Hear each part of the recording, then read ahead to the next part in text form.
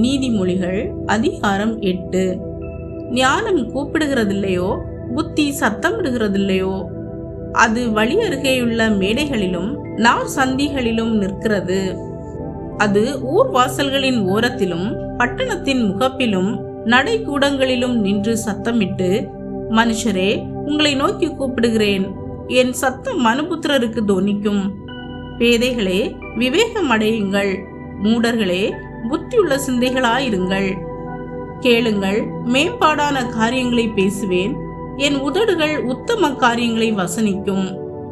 என் வாய் சத்தியத்தை விளம்பும், ஆகாமியம் என் உதடுகளுக்கு அருவருப்பானது.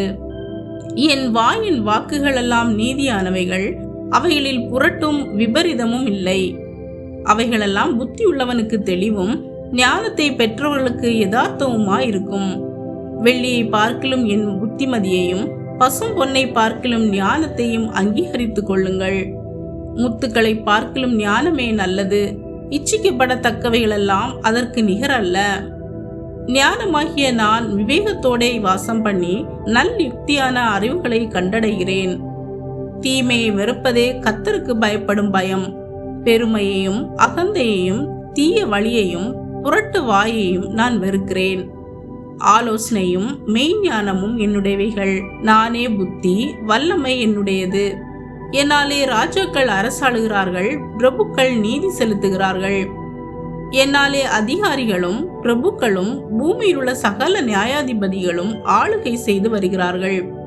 என்னை சிநேகிக்கிறவர்களை நான் சிநேகிக்கிறேன். அதிகாலையில் என்னை தேடுகிறவர்கள் என்னை கண்டடைவார்கள். ஐஸ்வர்யமும் கனமும் நிலையான பொருளும் நீதியும் என்னிடத்தில் உண்டு. பொன்னையும் தங்கத்தையும் பார்க்கிலும் என் பலம் நல்லது, சுத்த வெள்ளியை பார்க்கிலும் என் வருமானம் நல்லது. என்னை சிநேகிக்கிறவர்கள் மெய்ப்பொருளை சுதந்திரிக்கும்படிக்கும் அவர்களுடைய களஞ்சியங்களை நான் நிரப்பும்படிக்கும் அவர்களை நீதியின் வழியிலும் நியாய பாதைகளுக்குள்ளும் நடத்துகிறேன். கர்த்தர் தமது கிரியைகளுக்கு முன் பூர்வ முதல் என்னை தமது வழியின் ஆதியாக கொண்டிருந்தார். பூமி உண்டாகும் முன்னும் ஆதி முதற்கொண்டும் அனாதியாய் நான் அபிஷேகம் பண்ணப்பட்டேன். ஆழங்களும் ஜலம் புரண்டு வரும் ஊற்றுகளும் உண்டாகும் முன்னே நான் ஜனிப்பிக்கப்பட்டேன்.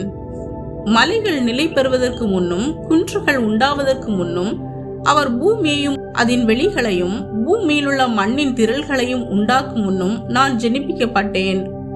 அவர் வானங்களை படைக்கையில் நான் அங்கே இருந்தேன். அவர் சமுத்திர விலாசத்தை வட்டணிக்கையிலும் உயரத்தில் மேகங்களை ஸ்தாபித்து சமுத்திரத்தின் ஊற்றுகளை அடைத்து வைக்கையிலும் சமுத்திர ஜலம் தன் கரையை விட்டு மீறாதபடிக்கு அதற்கு எல்லையை கட்டளையிட்டு பூமியின் அஸ்திபாரங்களை நிலைப்படுத்துகையிலும் நான் அவர் அருகே செல்ல பிள்ளையாயிருந்தேன்.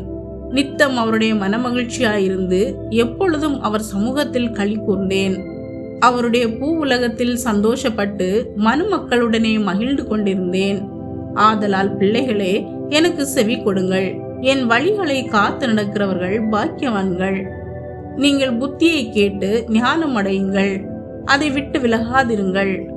என் வாசற்படியில் நித்தம் விழித்திருந்து என் கதவு நிலை அருகே காத்திருந்து எனக்கு செவி கொடுக்கிற மனுஷன் பாக்கியவான். என்னை கண்டடைகிறவன் ஜீவனை கண்டடைகிறான், கர்த்தரிடத்தில் தயவையும் பெறுவான். எனக்கு விரோதமாய் பாவம் செய்கிறவனோ தன் ஆத்துமாவை சேதப்படுத்துகிறான். என்னை வெறுக்கிறவர்கள் யாவரும் மரணத்தை விரும்புகிறவர்கள் என்று சொல்லுகிறது. ஆமேன். பிரியமானவர்களே, நீதிமொழிகளின் இந்த 8ஆம் அதிகாரம் தேவனுடைய ஞானத்தின் மகத்துவத்தையும் ஞானத்தை தேடி ஏற்றுக்கொள்பவர்களுக்கு கிடைக்கும் ஆசீர்வாதங்களையும் அழகாக எடுத்து காட்டுகிறது. ஞானம் அனைவரையும் அழைத்து நேர்மையான வழியில் நடக்கவும் தீமையை வெறுக்கவும் சத்தியத்தையும் நீதியையும் பின்பற்றவும் கற்றுக் கொடுக்கிறது. உலகத்தின் செல்வத்தை விட தேவனுடைய ஞானம் மேலானது என்பதை இந்த அதிகாரம் வலியுறுத்துகிறது.